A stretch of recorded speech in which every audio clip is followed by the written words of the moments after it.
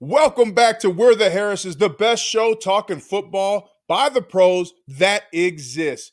We got Shelby Harris, current player of the Cleveland Browns, as well as Super Bowl champion Chris Harris Jr., probable Hall of Famer, and then myself, Ryan Harris, teammates with Chris Harris Jr. on that Super Bowl 50 team.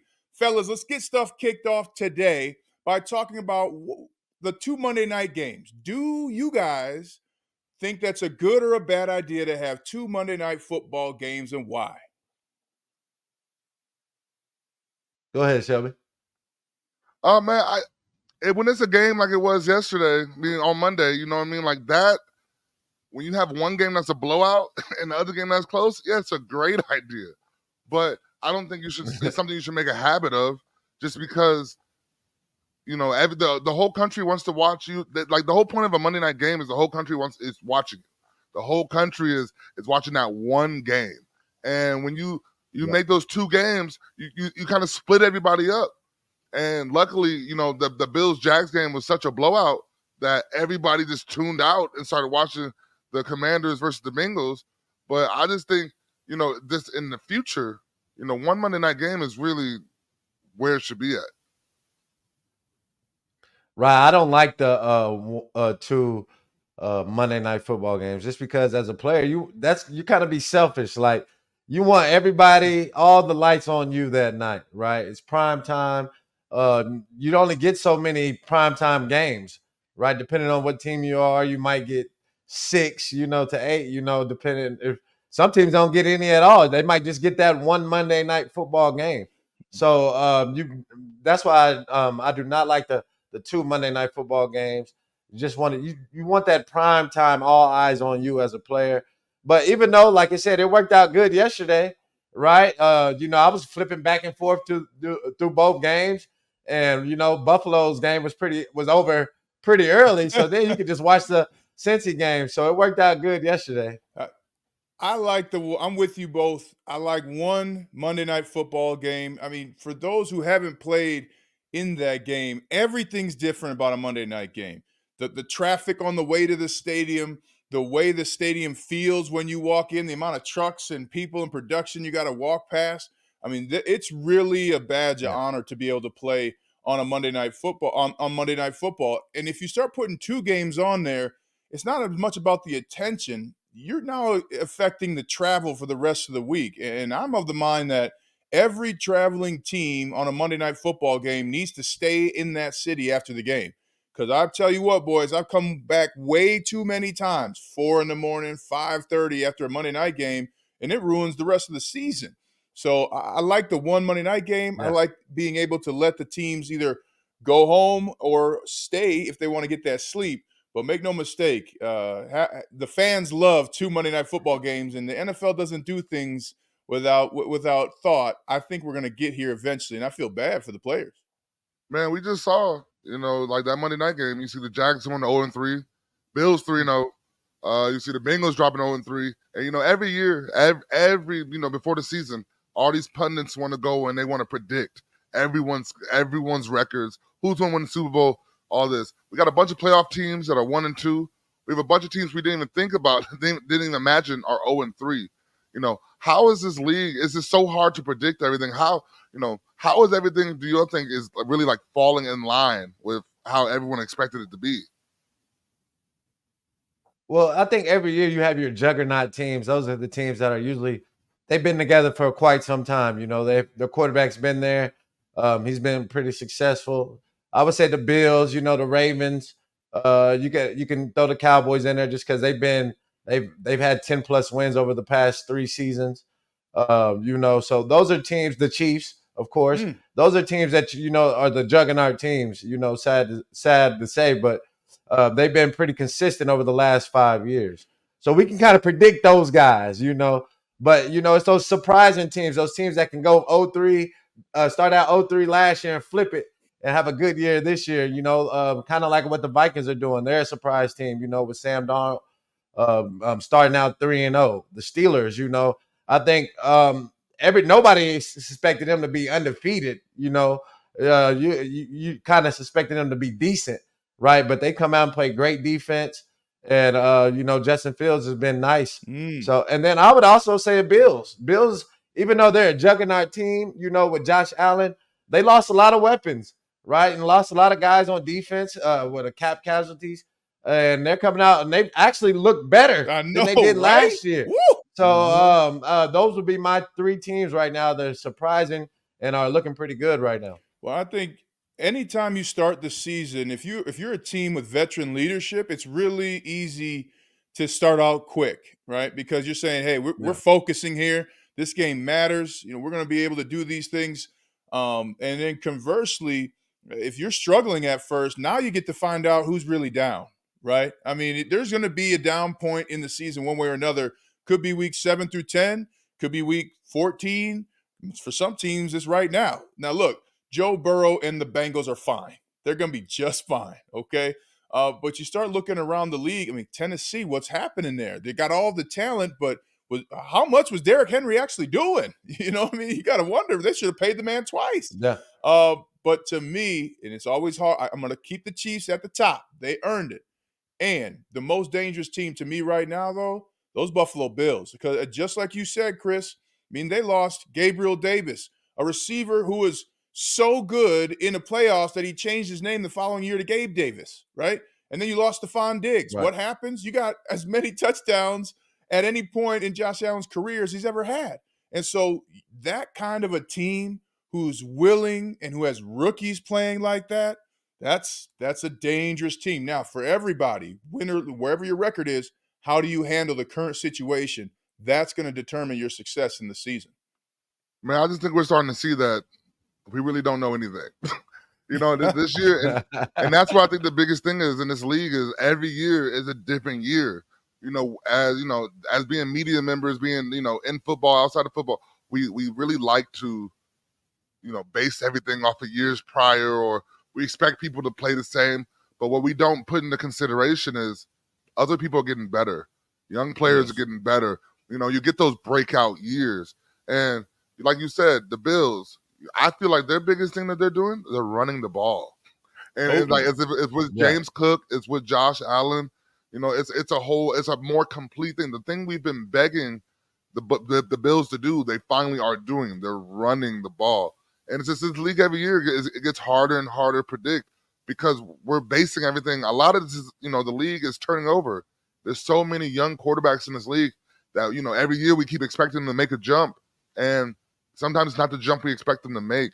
And so I really just believe that, this is why it's tough. And this is why, a lot of these teams that people try to say come out of nowhere. But it's just, you're either getting worse, you're either getting better, or you're getting worse in this league. And, this is why they get paid the big bucks, in these front offices, because it seems like a lot of these moves are starting to work out. Well, talk about just for a sec, though, guys. All three of us know that moment where the game, it didn't slow down, but you're playing with more anticipation. And especially as it comes to Josh Allen, I'm seeing that. Sam Darnold, I'm kind of, you're seeing this. There's an evolution. If you're lucky enough to play, right, in the NFL, and if you earn that spot, when was that moment for each of you where the game really, really started to slow down and you found those extra steps, those extra spaces to make the big play? I would say my fifth year. Go ahead. I would say my fifth year. Yeah. When, because for me, the way my career started, my first 3 years, I think I played a total of 8 games. In my third year, I wasn't on the team until week 16. I was at the crib just chilling. And so then my fourth year, when I signed with the Broncos and I started playing, I played that whole year. It was really, just trying to feel everything out. So then my fifth year is when I just started. That's when you finally, I was in the same defense for 2 years in a row, got to figure out, just the little nuances of a defense where I could take my shots and do that. And I really started to understand, you're looking at backfield sets and you're understanding that, the tackle's foot is back. This is a pass. Why am I playing the run right here?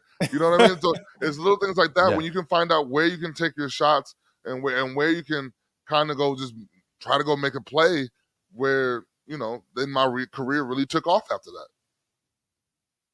Yeah, I think for me it was fairly early just because I already had the brains of the game kind of coming from college. And so it's just really just acclimating to the speed, to the, how guys run routes and bunches and stacks like that.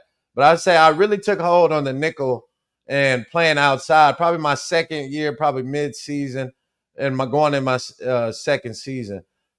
Just because, I had to learn fast, playing with Champ Bailey, playing with Brian Dawkins, having, Andre Goodman, a lot of good vets, that were very smart, intelligent, that I couldn't be dumb, or I wouldn't be able to play with those guys, Yeah. so Yeah.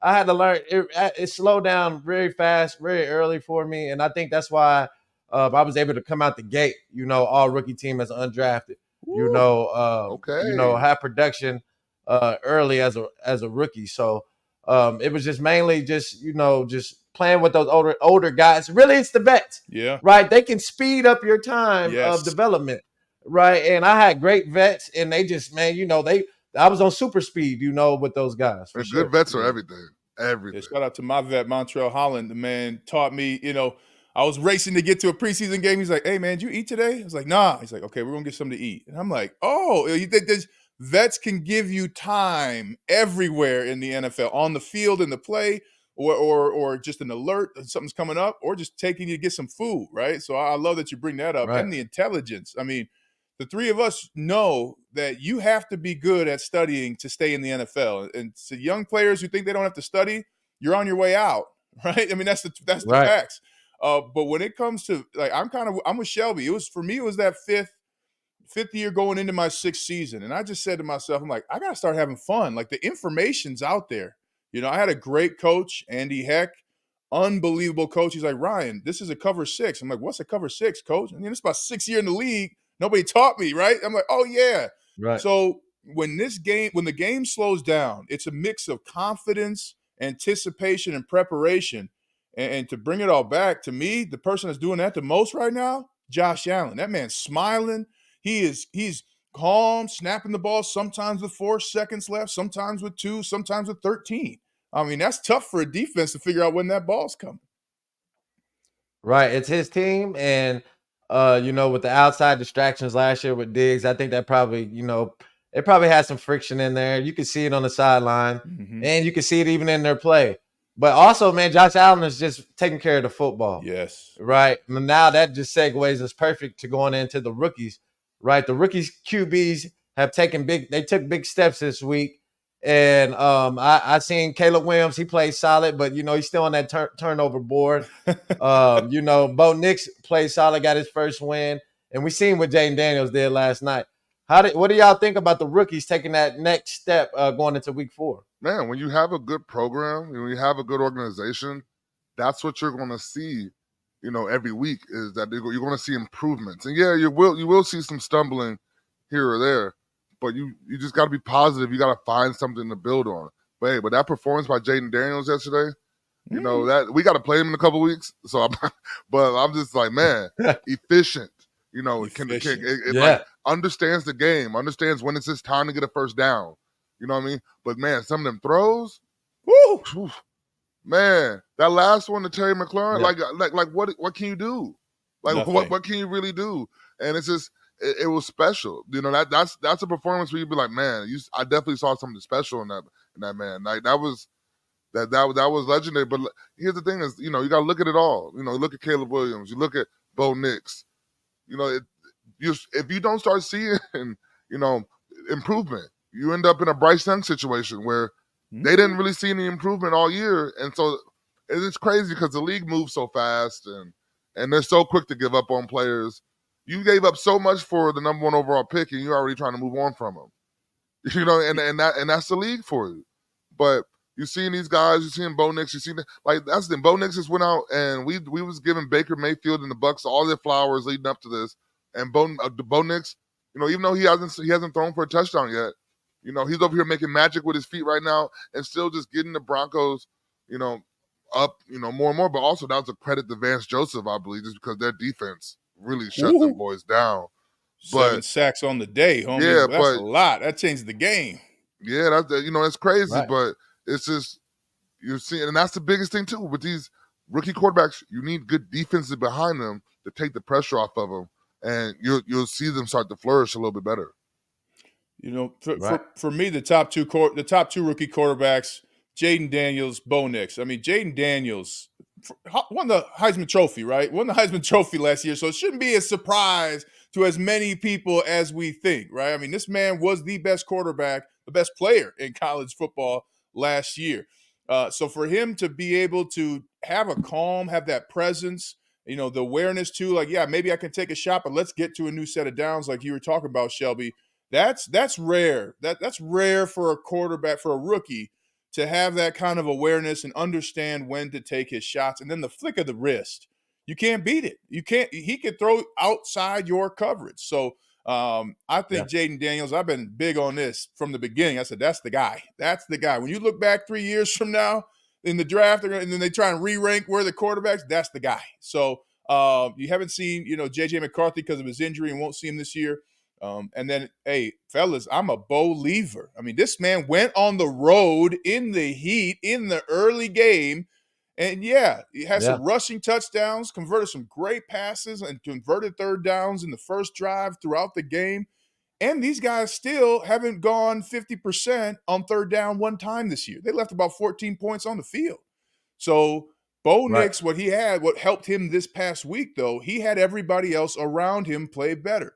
Cortland Sutton, I thought, had his best game as a Bronco. Maybe not statistically, but you guys know the way a receiver catches the ball early in the game, that changes a defense. He did that. Josh Reynolds went off. So Right. Bo Nix had a lot of help around him, but he still did it on the road, too. Yeah. Like I said, my number one guy is Jaden Daniels, definitely, like y'all said, doing it with his legs, but being efficient. I think he was 91% completion percentage. Like in the NFL, like people don't understand how great that is. Like I want to see how many games Peyton and Brady had a 91% completion percentage game, even though they're probably going to throw the ball probably about 15 times more. Prime time, too, right? Prime time. Prime time. That's special. Yeah, that's special to go out there and do that. And also he's getting hit throwing bombs, taking a big hit, putting the ball right in Terry McLaurin's hands.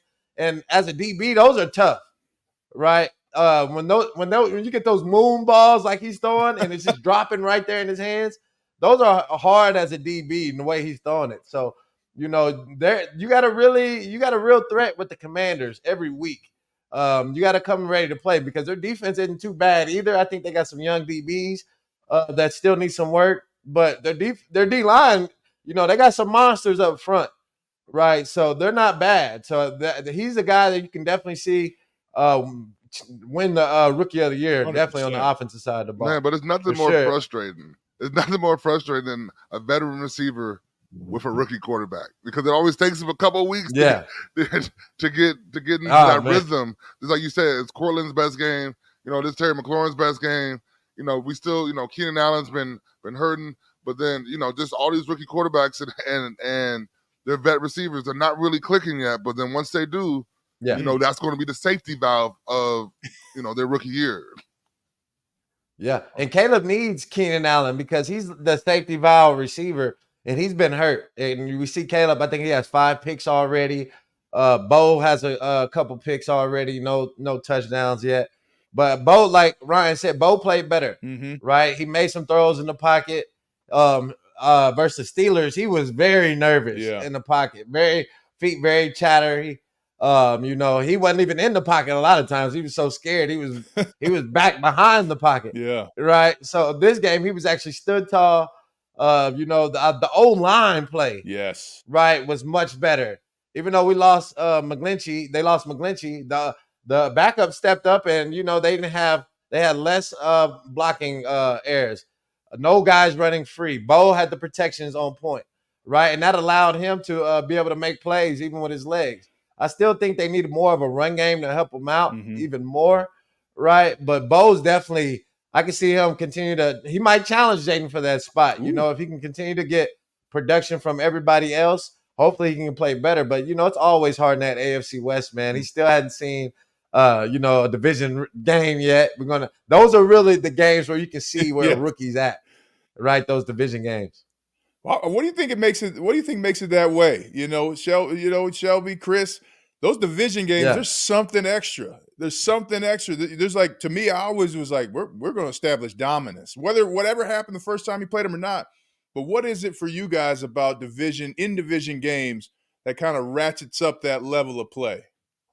Man, you've played them so many times. The coaches know each other. The coaches know each other's tendencies. The players know each other's tendencies. All you did, though, was change the quarterback. And unless you have a Lamar Jackson as quarterback, you're pretty much going to run the same offense. You're going to have the same checks. You know what I mean? Like, unless you have a Tom Brady, Phillip Rivers, you're going to have the same checks. You're going to have to play pretty much the same type of ball, just a new person in there.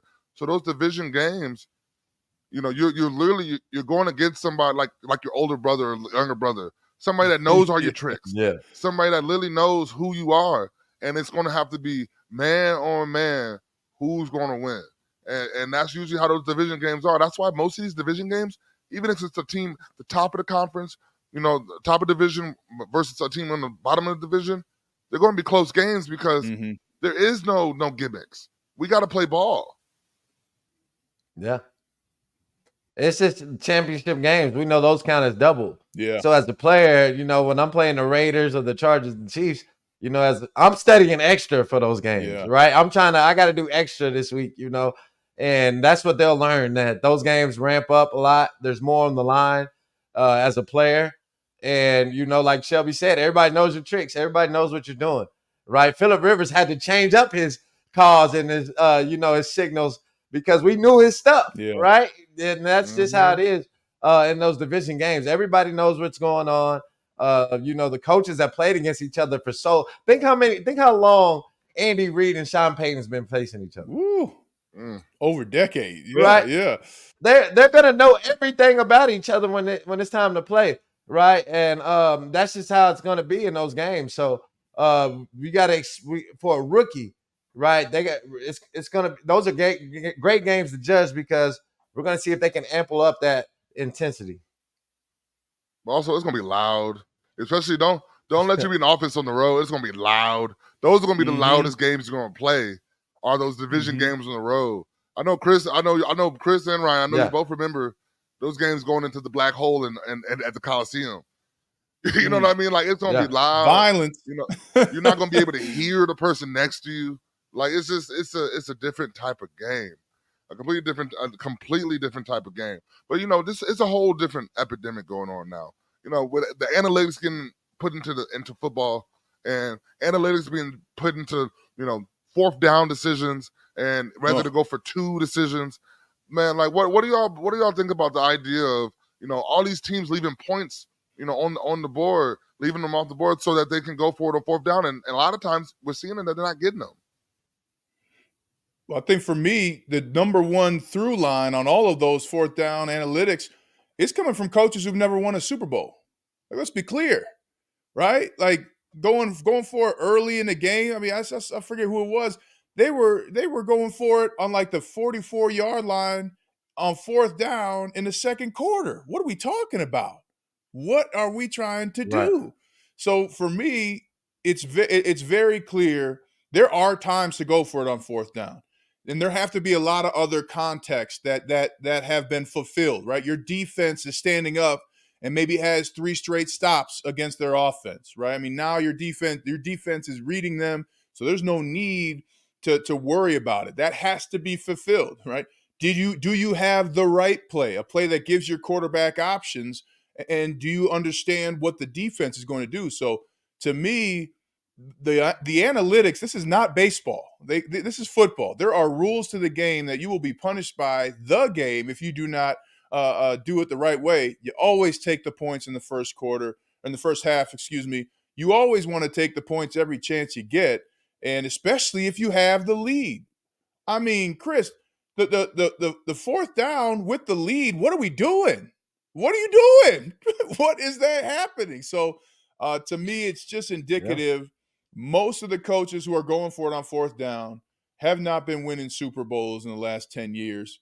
And you're starting to see teams lose. And what's shocking to me, Chris, you're seeing teams go for it, even though Brandon Staley got fired for going for it on fourth down for 3 years. Like, who's looking at the data? Those coaches are gone. Right. And I was there for those 2 years or that year with Staley, and we Killed went you. I for it bet all the it time. killed you, You dog. know, oh man, it just Come on. we would go for it on our own 30, things like that.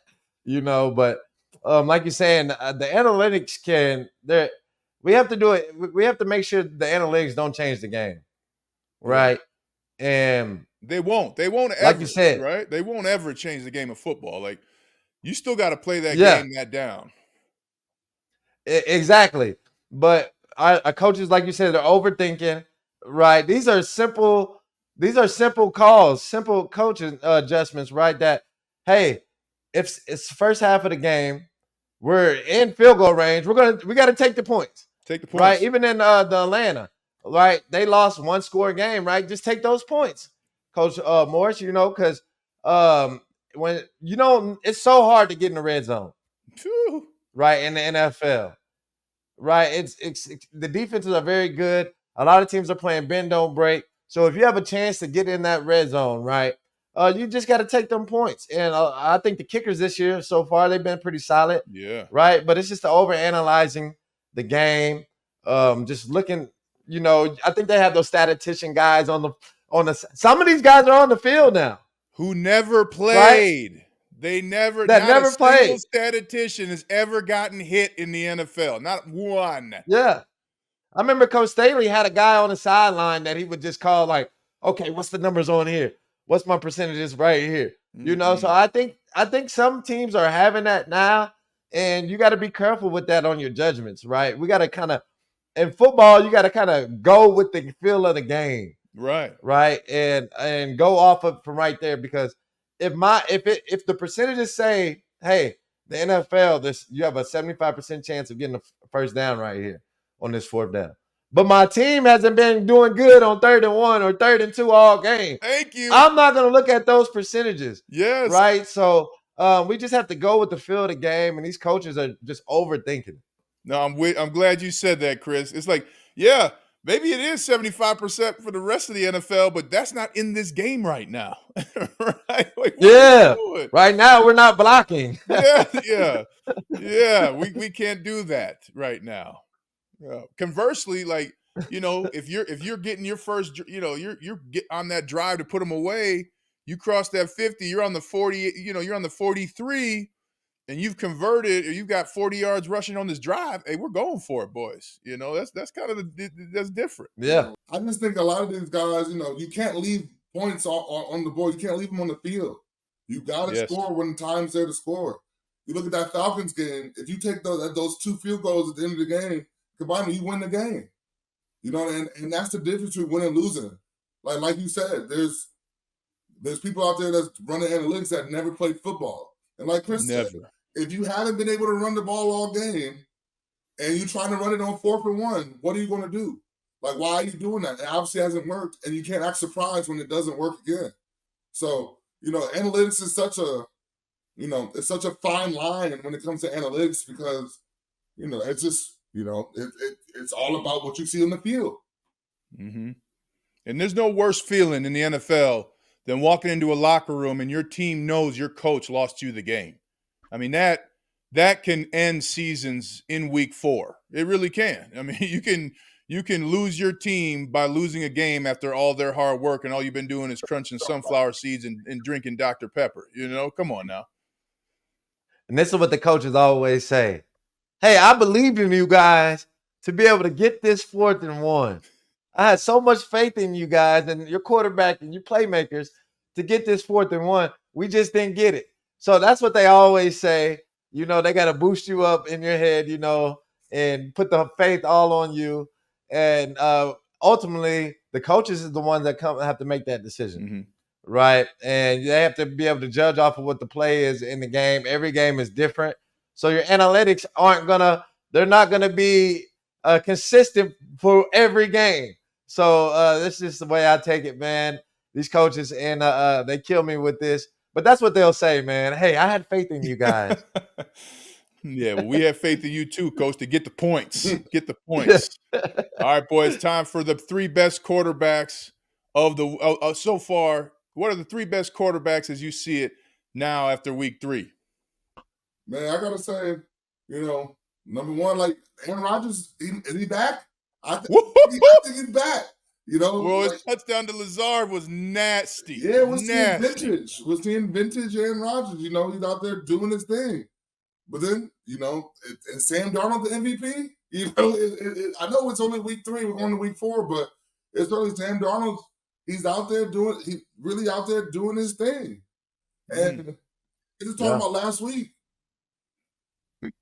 Jaden Daniels was nice, man. And that's the thing, the Bengals defense is no slouch. Yeah. They're no slouches up there. Like the Bengals defense has every year in and year out. It's the only defense that gives the Kansas City Chiefs a run for their money. So, those are my 3 right now. They're out there, they're balling, they're doing their thing. Baker had a shaky week against the Broncos, but those 3, those are the 3 shining stars of the week. Right. I'm gonna have to agree with you with Sam Darnold. He's been lighting it up every week, and that was an impressive win. Even though their defense played great, versus the Texans, Sam Darnold still went out there and did his thing. He was efficient. He's continuing to find Justin Jefferson. Justin Jefferson loves him, right? He's getting his numbers, right? He's getting his numbers. Then we got, of course, we talked about him earlier, Josh Allen. He's playing efficient football. He's not doing too much. They're really running him a little bit less. Yeah. Right. He also has less turnovers. Right. This is a guy that's led the league in turnovers multiple years, right, of just being a gunslinger. So he just greatly improved these first 3 games. And then let's give I got 2 underdogs right here, man. Matt Willis. He's playing solid, with the Packers. He's not making mistakes. He's doing enough to win. And think about it, he just beat his old team.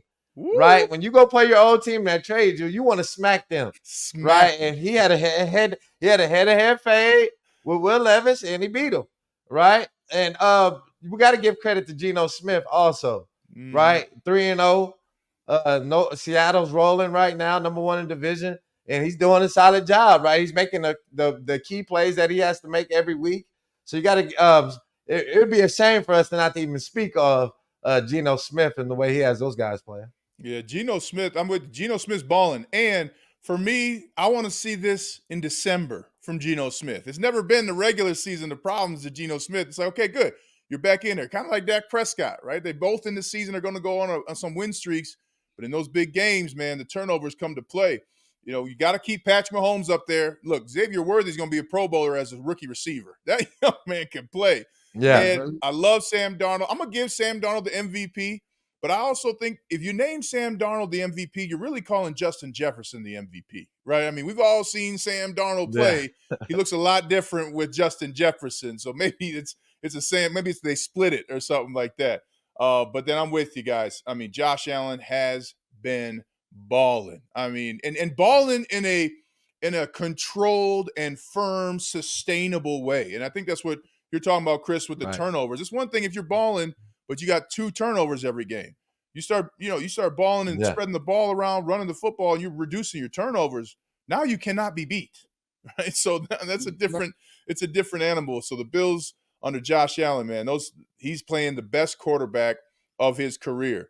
But boys, we can't limit this conversation just to the NFL because we saw a hell of a game from the Colorado Buffaloes beating Baylor.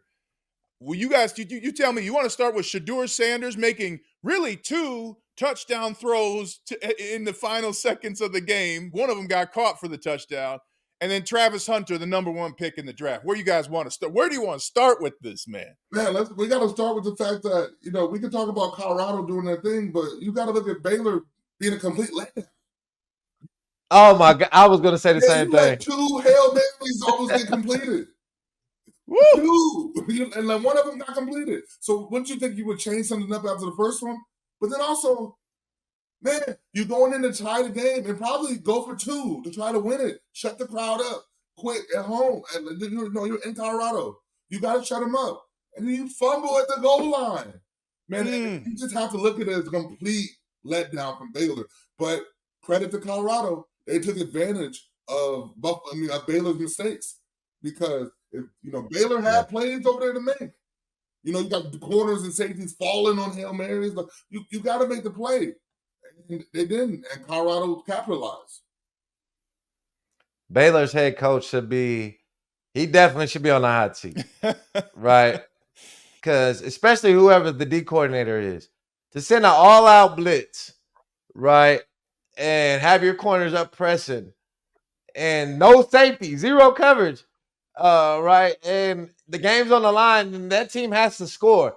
In that situation, as a D coordinator, I would put everybody, all my secondary, on the line. I'm dropping or just a little bit in front of the goal line. In the middle, like yeah, like, and I'm bringing my tallest, Travis Hunter, or not Travis Hunter, but if he was he would be in the middle of the field. Yes, right, my guy, that's most athletic guy.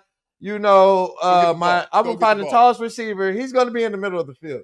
Right. So the way Baylor just coached that situation was hot garbage. Right. That's why you lost the game. It's because you want to bring an all-out blitz, and the guys don't even execute the blitz. The DNs just let Shedeur run seamlessly out the pocket. Oh my God. Right. And just make an easy throw. Right. I think that's an easy throw for a quarterback like him. Right. But Travis Hunter, you can't talk enough about this kid being able to play both ways. Over 100 yards receiving, shutdown corner. If I'm going money wise, I would say go to receiver, because you're going to make more money in the NFL probably at receiver, with the way it's at. But he's such a talented guy at corner. You rarely get guys that have great ball skills like him, that can just play the ball in the air, can tackle. I've seen him be very aggressive tackler. He's the whole package at corner. Woo. Right? So it's hard. He has a very tough decision on his hands. And Shedeur, he definitely should be top 3 quarterback. I don't know what they're looking at, who he's competing with. I like Miami's quarterback too, Cam Ward. He's solid. Yeah. But Shedeur, he has that it factor in the game. I would be confident with Shedeur as my quarterback in the league, because I feel like he has that swag, he has that confidence that we can win any game with him. So I like the way they finished that game, but it was more on Baylor, man. Baylor's coach should definitely be on the hot seat. Well,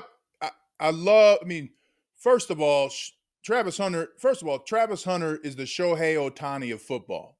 There is no other player who can do that. The 3 of us on this show have not played with a player like that.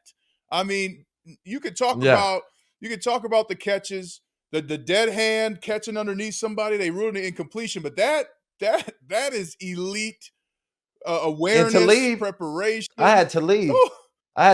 Talib played both ways like that, and he didn't do every play on offense. Yeah.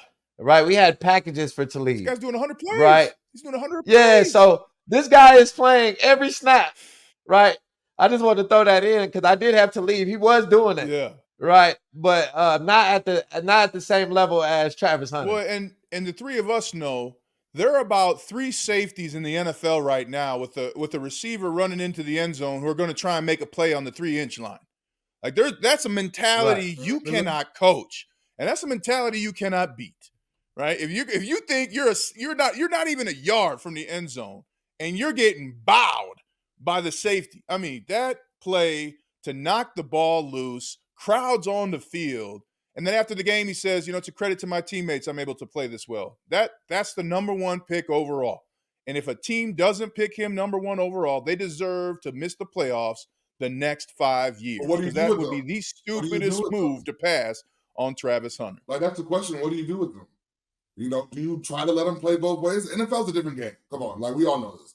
It's way more physical. I'm with Chris. Give him the money at receiver. He's playing in the red zone, though. I got a red zone corner package for him. And, when they get to the red zone, you're playing 15 plays a game. And especially the number 1 pick overall, that's the worst team, theoretically, right? Unless there's a trade. They need him. So they need him in that red zone kind of at corner as well. That's smart. You can do it like that. Or, I've seen a lot where guys have them at full-time corner and packages at receiver. Yeah. Right? It really depends on who's that number 1 pick.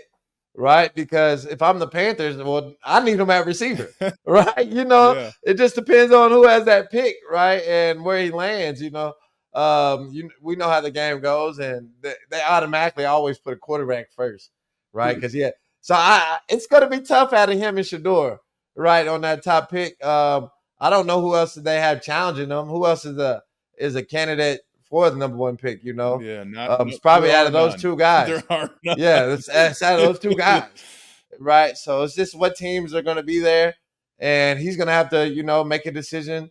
I would say he's probably not going to do the combine. No. He's probably not going to do anything. You take the interviews, but you're taking the interviews. You're not going on interviews. You're evaluating them. Yourself with the combine. That's all you can do. All you do is at that point, right? His combine is his film. Hey, throw it up on the TV. Watch my combine. Come holler at me. Right. And a lot of guys are not doing it now. They're shying away from these Senior Bowl games and, combines now. So he's definitely not going to do anything. But I hope he goes to a good team. Yeah. Right. I do not want him to go to a team like the Panthers. Right. Let's get him. Hopefully, one of these, good solid franchises have a bad year and they luck up and get the number 1 pick.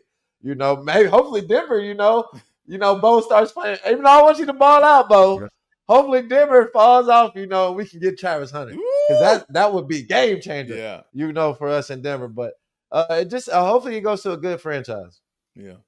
Well, that's this week's episode of We're the Harrises, the best ball talk that you're going to have anywhere about the NFL and the key college games. Tune in next week. Catch us on social media. We'll talk to you soon.